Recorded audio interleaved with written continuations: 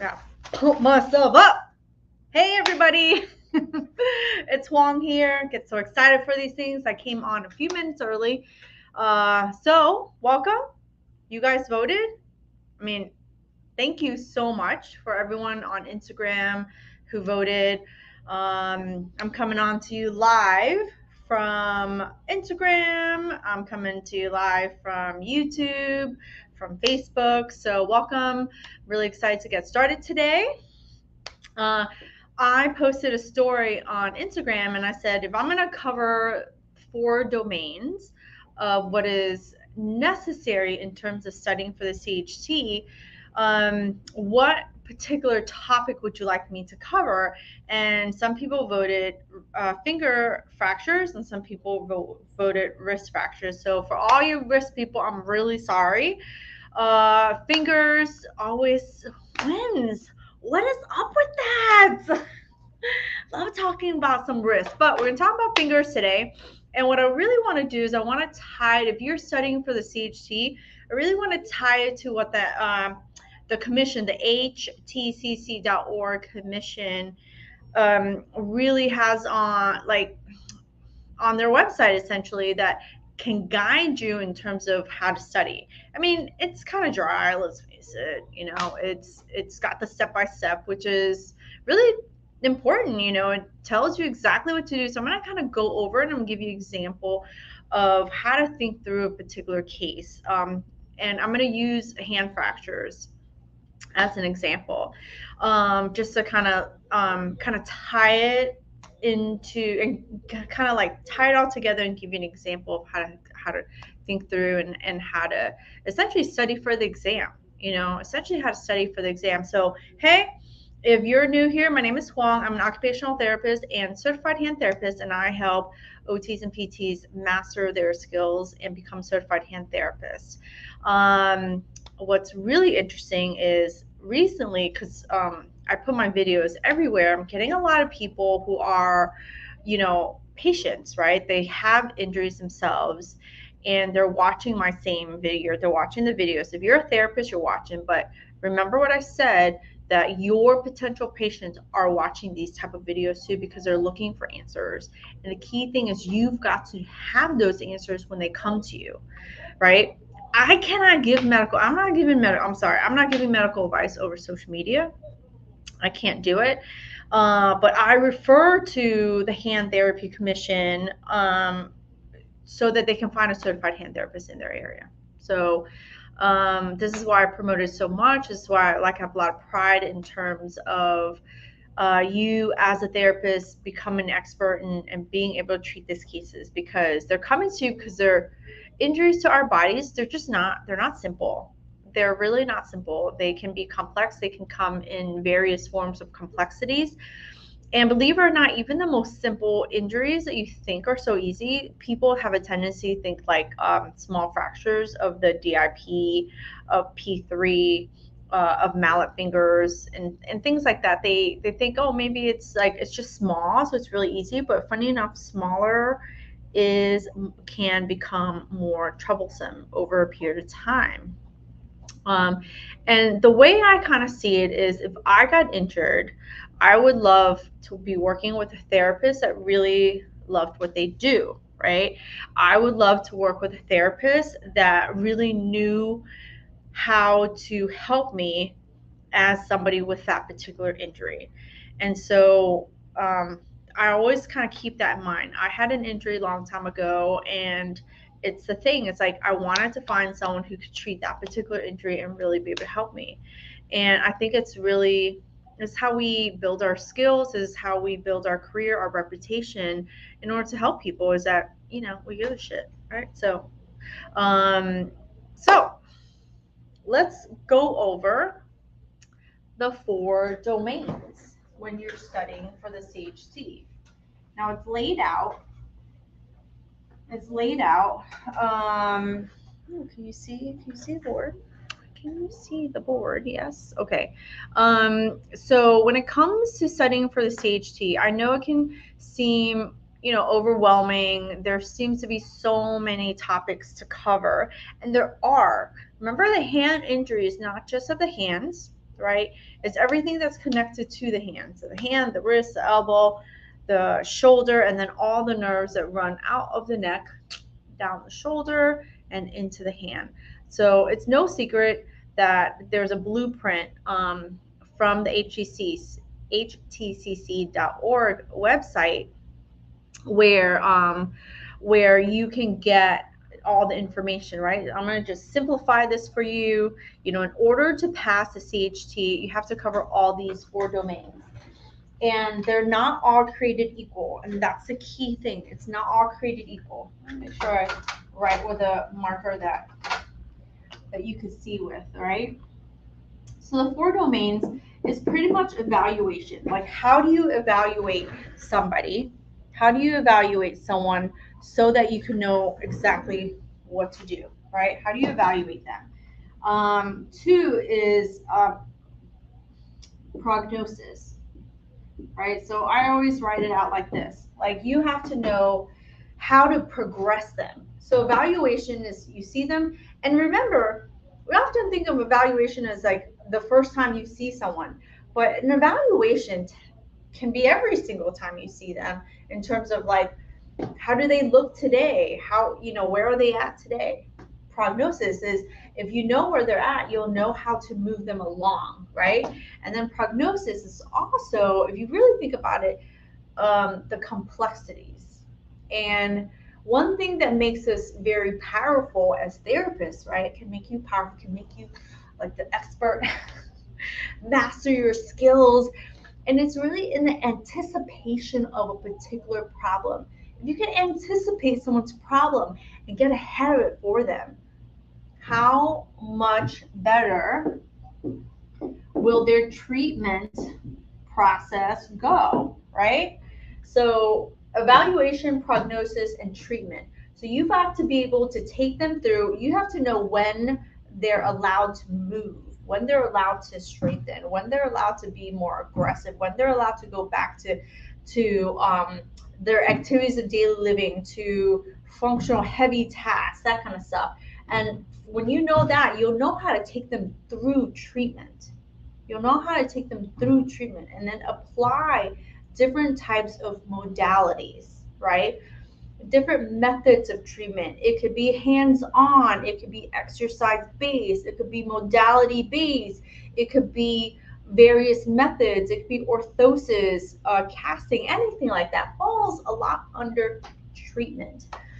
It's in the treatment, you also have to, it just goes back and forth. There's a fluidity of it, which is that when you're treating someone, you have to know when that is not working anymore, right? I personally don't like to give up.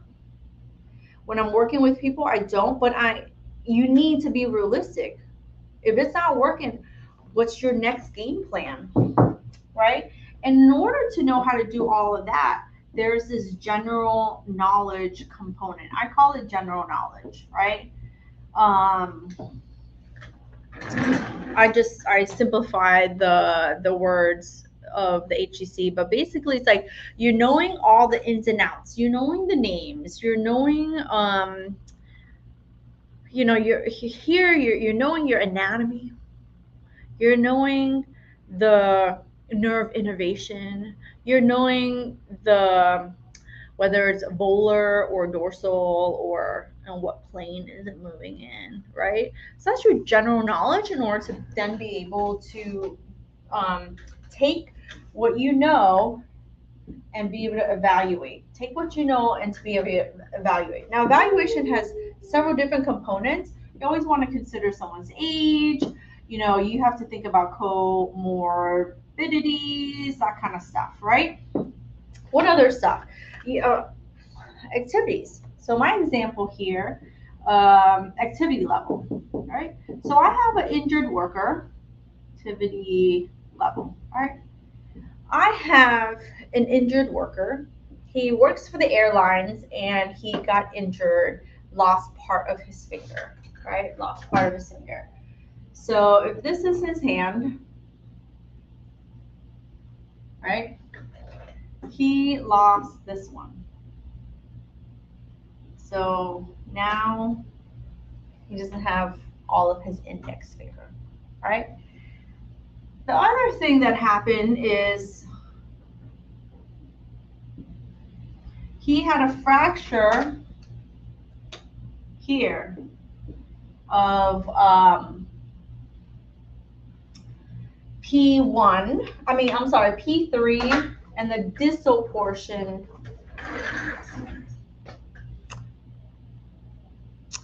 of P2, right? So he had a fracture, and really, I'm not trying to be crass, it was his middle finger, right? So he broke P3 and the distal part of P2, right? But besides that, he had a lot of soft tissue loss because he had an amputation here, and it injured the side of his finger, the volar side of his finger. So he ended up having, they debrided it, and then they grafted it because he lost a significant amount of soft tissue covering it. So he had it grafted. It got infected. So they ended up having to clean all that out, get rid of the infection and all that good stuff. And then he had it grafted again, right? All the while, this was also immobilized. The whole thing was immobilized. 1, for the fracture, but 2, for the soft tissue. So when you're thinking about the exam, the general knowledge is to know the different type of surgical procedures based on a fracture. You have to know the surgical procedures when you have a certain amount of soft tissue damage. You have to know the types of procedure after an amputation, right? And then you have to know how to evaluate when someone is coming in terms of what you need to do, what you're allowed to do, right? So it's a young guy, late 20s, right? Something like that, late 20s. Very active, so he's a laborer, let's just say. So he needs to be able to get back to heavy work, right? Heavy work. This is his non-dominant hand. Non-dominant. Right? I don't know about you, but I need both my hands, regardless of dominant and non-dominant, but it can give you a certain idea of like what potential problems can happen when it's a dominant versus a non-dominant, right? Comorbidities, he doesn't really have anything. He's pretty young, very healthy, fit, isn't a smoker, that kind of stuff. So you have in the scheme of an evaluation, you have to know how, and then you have to know how to look for certain things. It's not just range of motion. It's not just I don't know what's another. It's not just grip strength. It's intrinsic tightness. It's extrinsic tightness. You have to understand different tests. You have to know when it's appropriate to use it. You have to know the name. So you see how there's a fluidity in terms of general knowledge and how it applies to evaluation, right?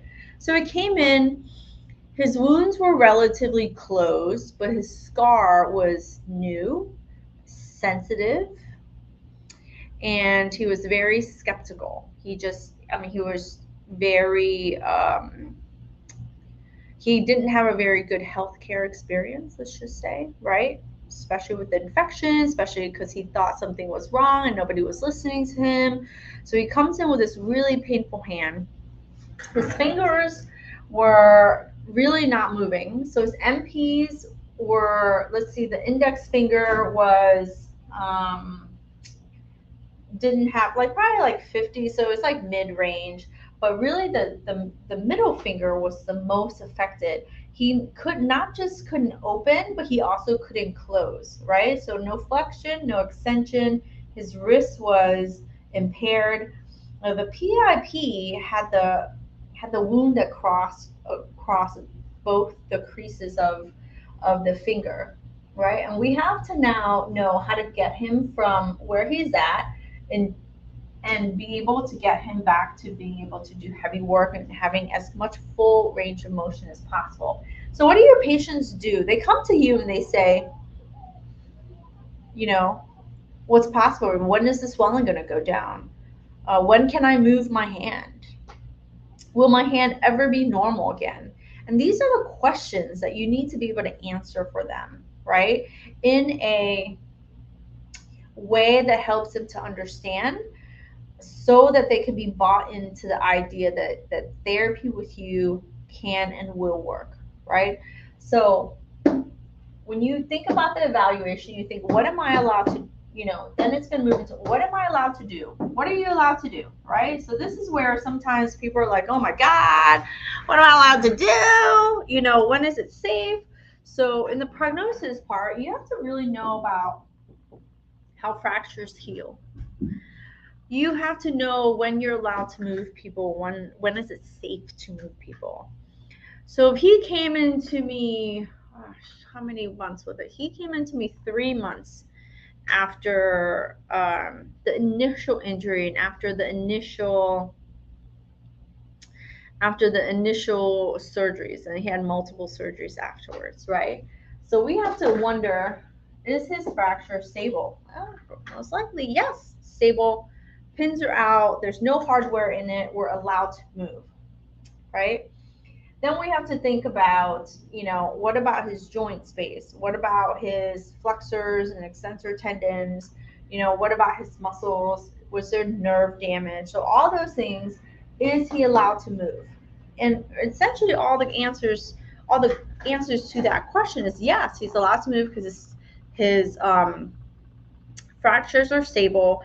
His soft tissue, like he had a graft, but it had been more than 7 days. So that means the graft took. He had, ability to move. He is allowed to move, even if he couldn't move. There's a difference between uh, being allowed to move and whether the patient can or cannot move. What's the question? Yeah, he's a layered case, right? So on the exam, you might have a question where it's just one little thing, something about a fracture, something about a wound care. But majority of the time, the questions on the exam might have multiple layers, right? And the reason why is because when people come into your clinic, they have multiple layers. They're not one dimensional, right? They're not. So from a fracture standpoint, from a soft tissue standpoint, what is he allowed to do? Were his tendons intact? Well, yeah. He didn't have tendon lacerations. He had soft tissue um, issues that needed coverage of the tendons. So then if you think about the soft tissue, are you allowed to move? Absolutely, you're allowed to move, right? So we're allowed to move him. He's allowed to start active range of motion, passive range of motion, but what is he's allowed to do these things, but what is he actually able to do, right? So then you have to do the treatment. So what are you going to start with? What are you going to start with? Well, we have to first, you can't use your hands if you cannot tolerate touch.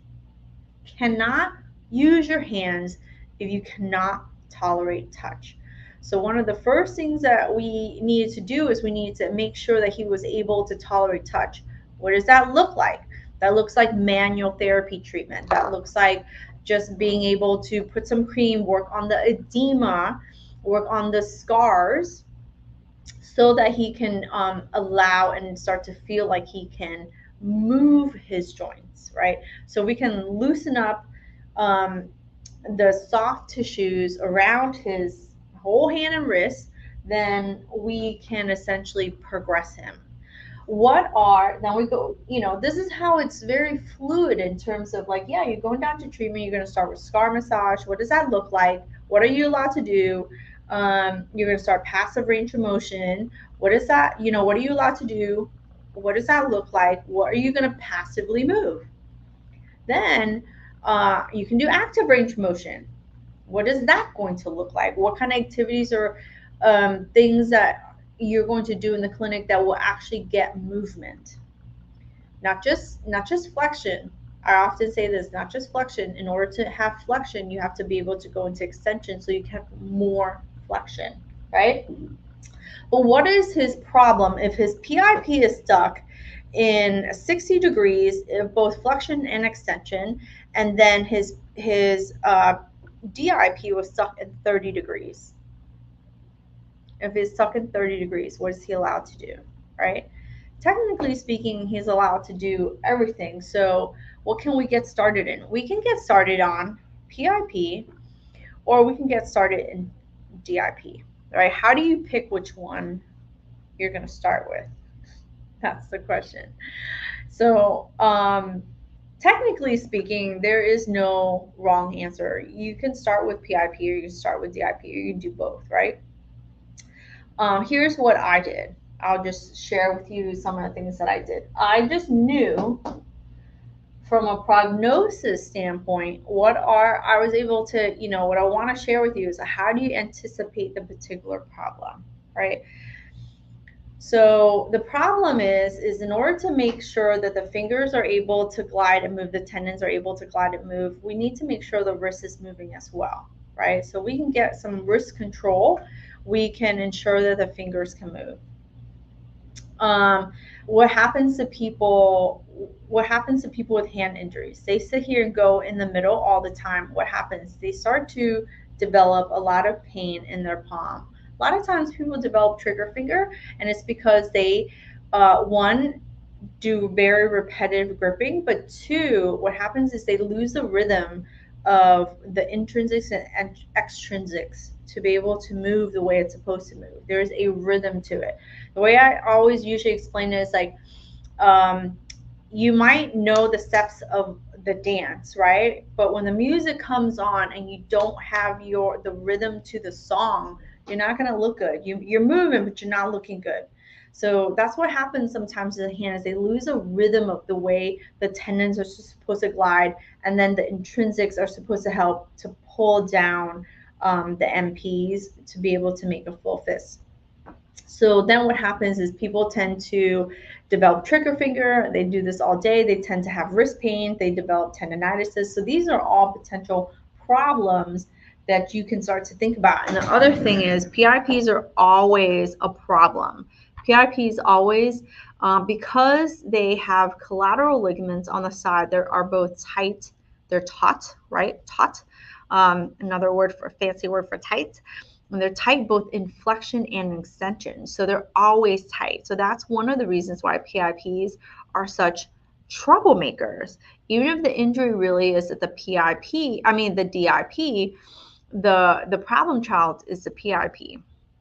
But he had, remember I told y'all people, he had soft tissue scars that went from the DIP all the way across the PIP, and his skin and the graft was so sensitive and so tight that he could not tolerate passive flexion, and it was just more painful than anything. So one thing that we're able to do is, instead of just going ham on the part where it had a lot of pain, well, the DIP was really tight as well, and so I decided to focus on the DIP. If we can get the DIP to move better, the profundus also helps to guide the PIP and to get a full fist, right? If we work on ensuring that he can have some extensor tendon excursions, right, that he will be able to also make a fist better. So instead of just going crazy on the PIP, one thing that I did was, even though there was a fracture here at P3, it was really stable. So I was able to work a lot on passive range of motion and more passive extension than anything. I have these freaky dicky fingers that are hypermobile, so I can really show you, right? So just trying to get him to zero, right? Just trying to get, this is zero. I'm just showing you in exaggerated form how to get extension, because it's important to get extension. So I got a lot of extension, and because he had a graft here that was very sensitive, he didn't like it. He didn't want it to be touched. He didn't want anything over it. He didn't want any pressure on it. So if you had to splint his PIP, how would you splint him without putting any pressure or touch to it? You really can't, right? It was very sensitive. So in a way, you have to go through your treatment. So treatment modalities, one of them is splinting, right? Is that you want to know the principles of splinting.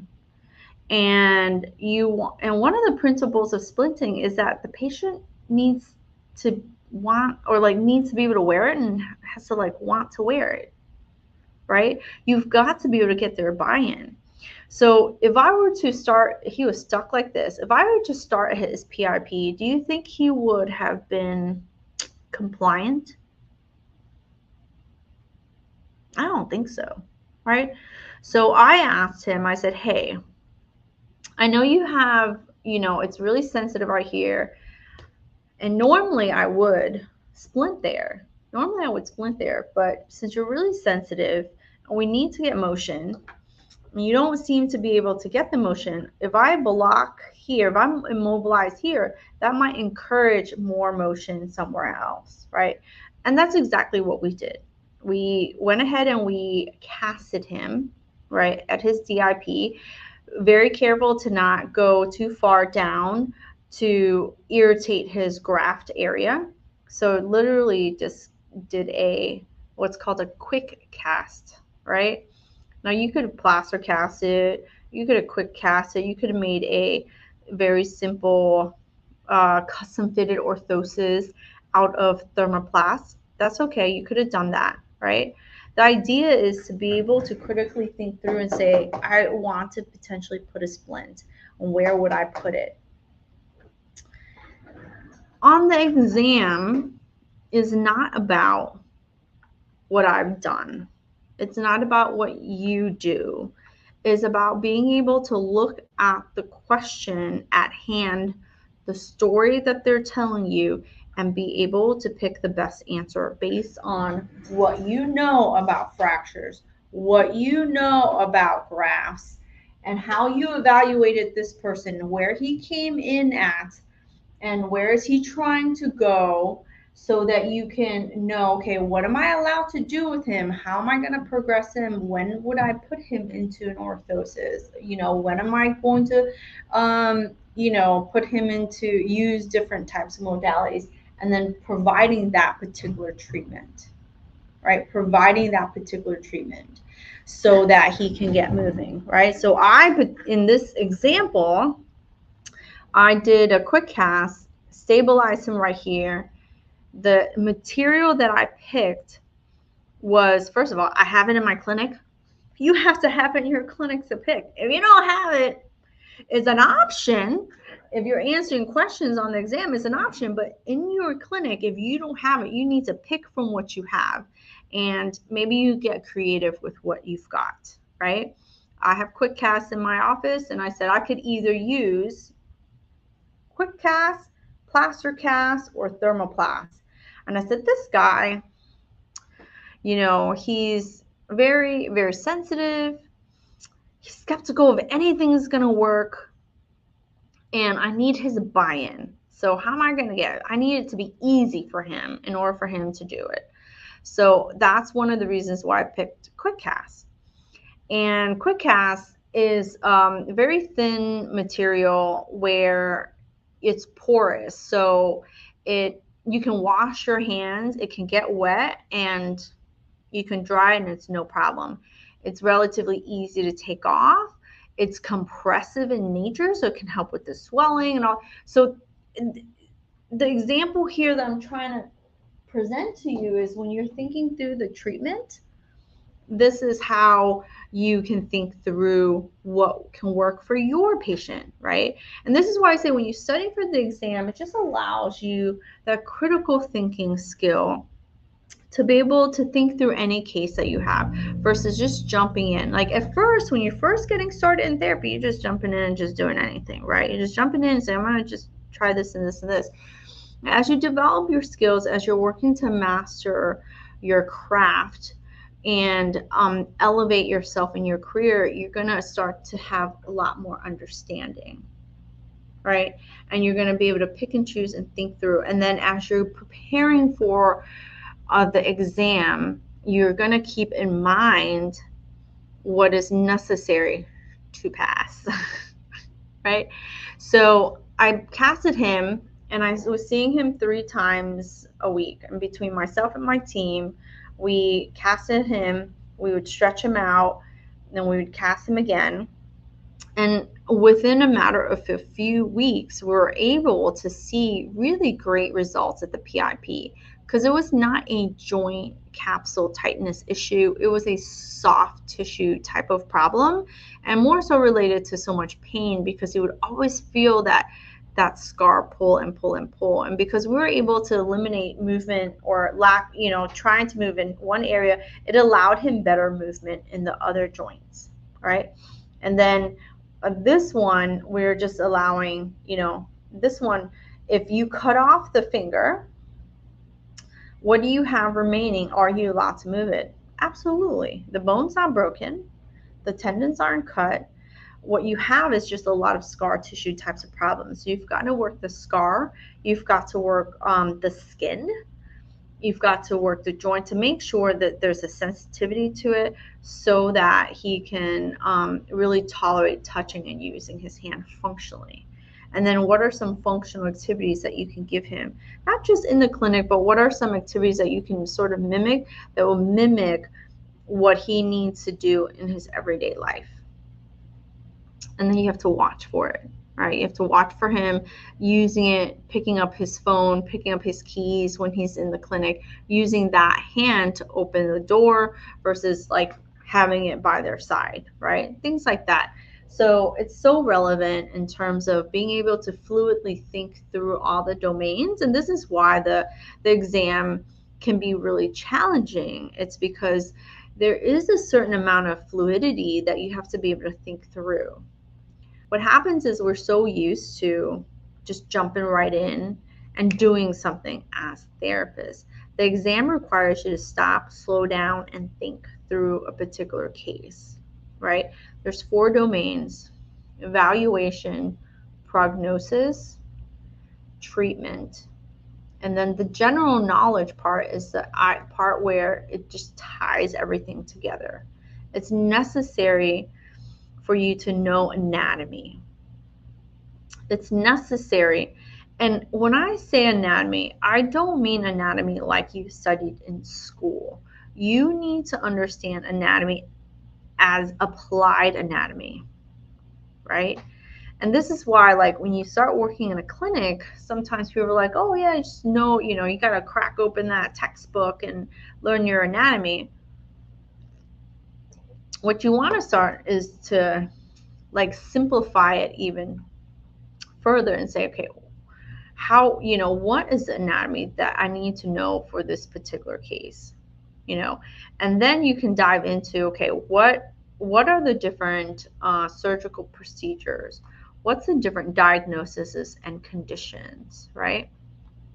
To become a certified hand therapist, you do have to know the ins and outs of hands, wrists, elbows, shoulders, nerve types of problems.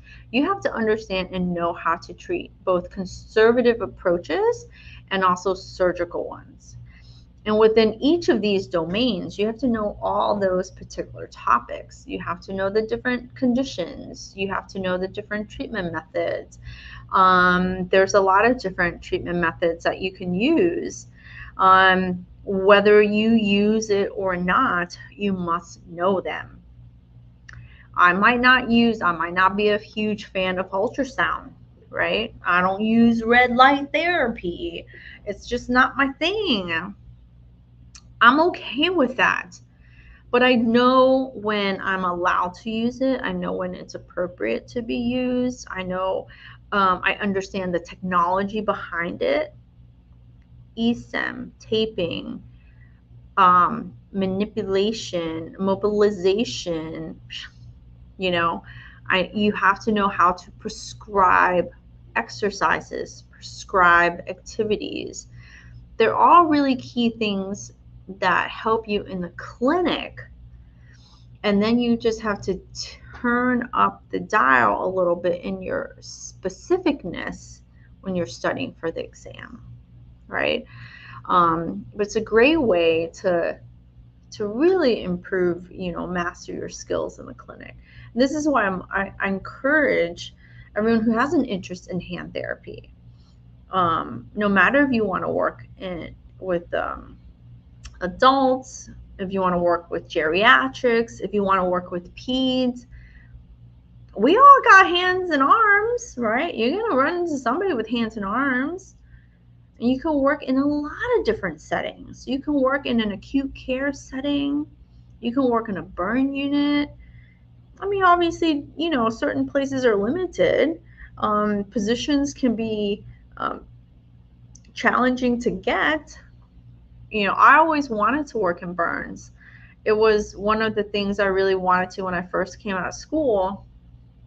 And sometimes the things we want don't always come to fruition. I mean, I could have moved, I guess. I could have really tried harder, but I was in Miami and there was one major burn center. And that burn center, those therapists do not move out of, right? And the only way I could have gotten a job inside that organization was to maybe potentially work in a different department of that hospital to then maybe get into burns. And it's just like, I don't need to just only work with burns. I have an extensive experience in wound care, in acute care. I work with burn patients in a variety of different ways in a hand therapy clinic, in a hospital setting, working with a hand surgeon. Now privately, in my private practice, we have a burn patient coming tomorrow. We just discharged a hand burn from, a couple weeks ago. So you don't have to be so limited in terms of, exactly working with one or two. And people get stuck on like, oh, but I haven't treated a flexor tendon or an extensor tendon. But every hand case is a flexor tendon, extensor tendon, because the flexors have to glide to go into flexion. But in order to go into flexion, your extensors have to give. So you're always working with a flexor or a tendon. And if you understand that, that will take you so far, so fast. It would change how you speak when you're going for interviews, trying to get that job. It would change how you keep patients on your schedule. That's how we get a chance to build our career, do the things we love to do, make the money we're trying to make, right? Is to provide value to these people. And the more you understand how to take your patients through this, the better of a clinician you can become. And if you're studying for the CHT, it's really going to help you pass, right? It's going to really help you pass. So I hope that covering this in a way that can help you kind of think through all those types of issues has been helpful. We've able to touch on different types of finger fractures, how we're able to move it, how we can use splinting to help to improve mobilization. And believe it or not, once we got the PIP moving, we're able to get the DIP moving much better as well, because of the superficialis was moving, then once we stopped casting here, we started to cast here at the PIP. Once we got that PIP to about 20 to 30 degrees, we switched over to plaster cast so that he can start to do blocking exercises and get more passive DIP range of motion and active range of motion, right? Because Fractures heal by a certain time, and if it's noted that it's stable, we can start to actively move it, we can start to passively move it. And then we switched him out because he didn't really like the plaster casting, because plaster casting, you just can't get it wet, right? So we switched him over to get the last end range. We put him in an L&B, a dynamic extension orthosis. And those you have to explain too. It's splinting because you can modify it, and you teach them how to modify it so that they can get better results faster. And then once he started getting better motion, we started to be able to integrate strengthening, especially as his fingers started to be less painful, less sensitive. He was able to touch different textures, and he was able to grip, and then we're able to progress him into strengthening.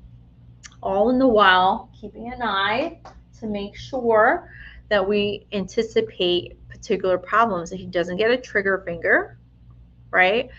And that he doesn't develop tendinitis of the forearms because of this constant trying to move. He's up to now carrying in that hand 20 or 25 pounds just in the grip, right? Great motion, no sensitivity. But this is a layered case. It's not just fractures. Fractures is just one aspect of it. And this is how it always is, because what's on top of a bone? What's on top of a bone? Tendons, ligaments, skin, fascia. It's always layered. So as you're studying, keep in mind that fluid thinking. Keep in mind moving through the particular topics so that you're not so stuck down, you know. One of the things that I notice when people study for the exam and really honestly they fail, it's because they don't study. It's because they don't get through all the materials, because they get stuck on particular topics saying, I have to know everything, you know, or they don't know how to apply what they do already know. Sometimes they get stuck on what they do versus what they can do, right? What they actually do versus what they can do. And there's a play in there. There's an ego play in there. I mean, listen, we all have an ego, and part of it's like we have to manage that our ego isn't so big that we can say sometimes the things we're doing, they're not right. Dude, I learned so much when I started studying. I'm like, oh shit, I'm doing this wrong. I could do it better. And that's where you can kind of be more open-minded about that. It can really help you. Another thing I noticed that causes people to fail is that you're not specific enough. Everything is on a bell curve. If you're so specific that you can't get to everything, or you can't be open-minded to think, that's going to hurt you. If you're not specific enough, that's going to hurt you too, because you don't know how to apply the information and the knowledge, right? Another thing is the stress, right? Emotions. If you're too anxious, if you're too stressed, if you're too desperate, that can cause people to fail, right?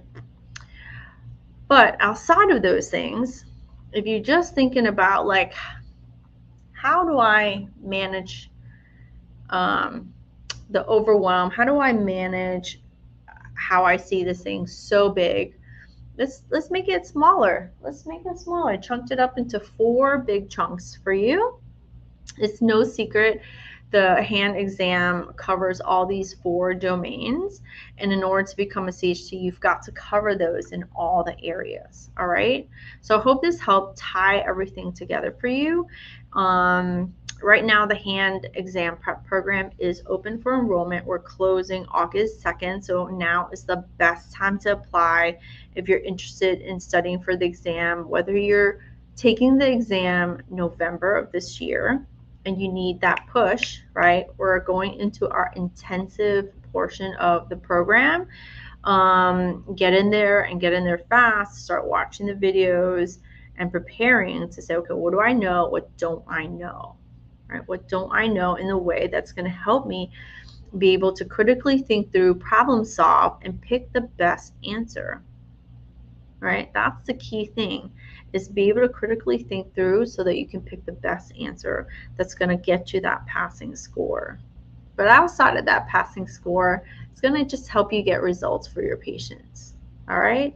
So if you guys are interested in joining the hand exam prep program, I've included the link here below. If you're on Instagram, go take a look in the bio, apply. We'll get on a call. We'll ask a few questions, determine if this program is right for you, create a plan that's reasonable and that's realistic.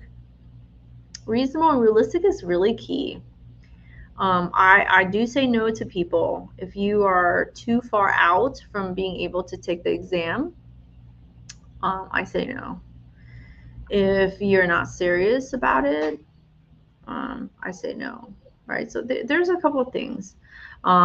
If you have very little experience, I'm going to be very honest, and you might need a little bit more time than you think. Right? So that's really key too, is that if you don't have the experience, you need a little bit more time to study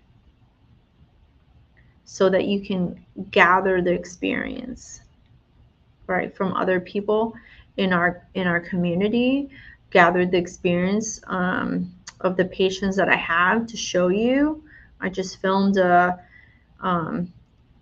video, another one on like really showcasing the difference between intrinsic and extrinsic types of tightnesses, because those questions are always on there, right? Those questions are always on there. So if you're interested, please consider applying. It's at least get on the phone with me. We'll talk it through and we'll create a plan, a realistic plan for you. All right.